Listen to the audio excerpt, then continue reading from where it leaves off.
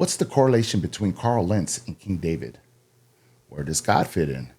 Will Carl follow David's path? Let's talk about it.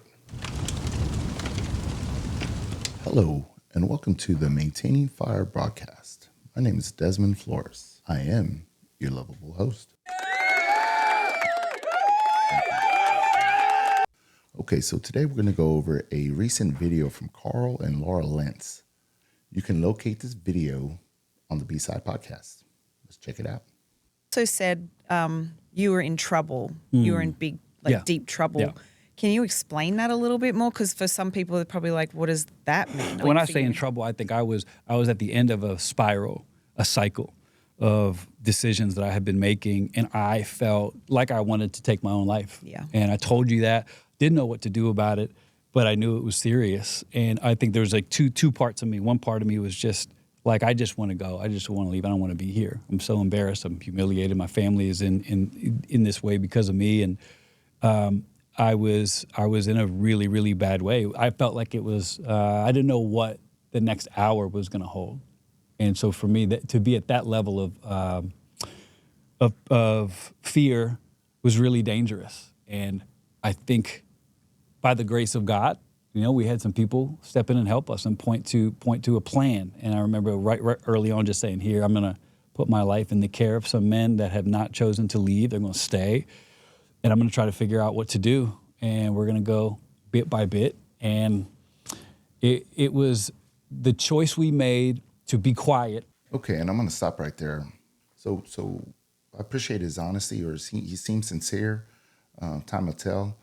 But what I want to do is I want to kind of put a biblical bow on what he just said. And this is going to be my purpose for the whole entire broadcast.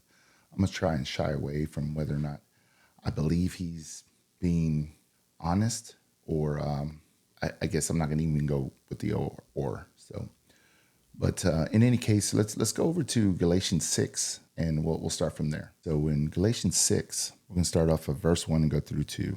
It says, "Brethren, if a man is overtaken in any trespass, you who are spiritually restored, such a one in spirit of gentleness, consider yourself, lest you also be tempted.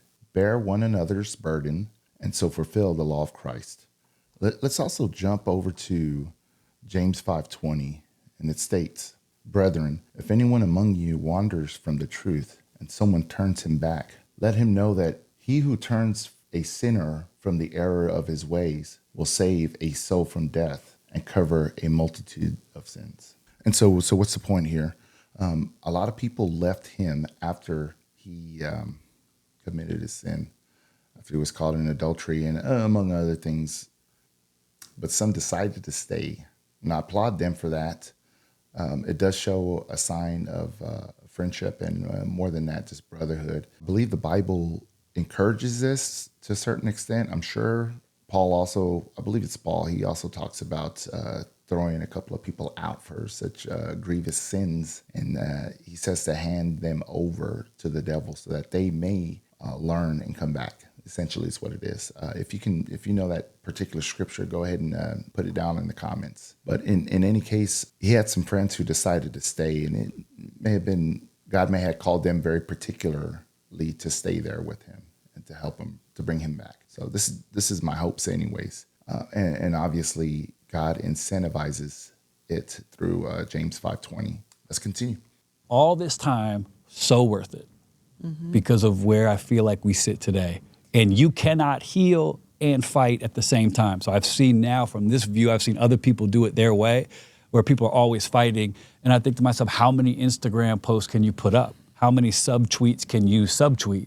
How many people can you attack with your side of the story? And I was like, I get it, I relate to it. Yeah. But how can you heal? How do you heal if you're always moving, if you're always fighting, if you're always swinging? How in the world can you ever figure out what's wrong with you? Right. And I'm so glad, I'm grateful. I didn't get it at the time. I hated it at the time. It was so hard. But now I look back, and if I would have spent any time defending myself or trying to figure out some way to salvage our image, there's no way I would have been able to get help because I would have focused on that. Okay, and let's stop there. So what did he say here in a nutshell? He said, you cannot heal and fight at the same time. It reminds me of a a time when David was being cursed. So as many of you probably already know, David was anointed by God. He was the king of Israel. However, he committed grave sins with Bathsheba, kind of somewhat similar to him, but even more so. And in any case, Nathaniel ended up going to David on the behest of the Lord. The Lord is going to raise up adversity for him in his own household. And his wives are going to end up going to his neighbors, and his neighbors are going to lie with his wives in the middle of the sun. He did it in dark, in secret, but God is going to do this in front of everybody. And I believe this is in 2 Samuel somewhere. But in any case, David, his response is, "I've sinned against the Lord," and this is pretty much where it is. Carl not only did he sin against his wife, he also sinned against the church family, and most importantly against God. God actually. It's probably up for debate, but I believe God placed him in New York to spread his name. And Carl fell. He sinned, much like David did. But much like David, God did grant Carl grace. I believe, if I'm not mistaken, David was told by God that he wasn't going to kill him. However, he was going, like I said, his enemies, they are going to come and conquer him. And the rest of his life is going to be full of war. And so I want to go ahead and go to, I guess, the particular section here where David does get cursed, much like him. People are talking bad about him in the news. And well, let's go over to 2 Samuel chapter 16. We can visit the verses where David's being cursed. And so here in this section, a little before verse 11, David's being cursed by Shemel. And David, his response to this, because his fellow brethren that are still with him are saying, "Why are you letting him curse him?" But his response particularly was, "Let him alone."